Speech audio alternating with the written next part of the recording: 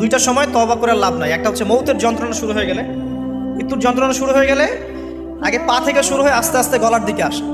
হাদিসে যেমনটা এসেছে, সূরা ওয়াকিয়ার মধ্যেও আছে যে পায়ের দিক থেকে যন্ত্রণা শুরু হয়ে আস্তে আস্তে আস্তে আস্তে এই গলার দিকে আসে, এবং আত্মাটা গলার এখানে যখন চলে আসে, এখান থেকে মালাকুল মউত আত্মাটাকে নিয়ে চলে যায় এবং চোখ দিয়ে তাকিয়ে থাকে মানুষ।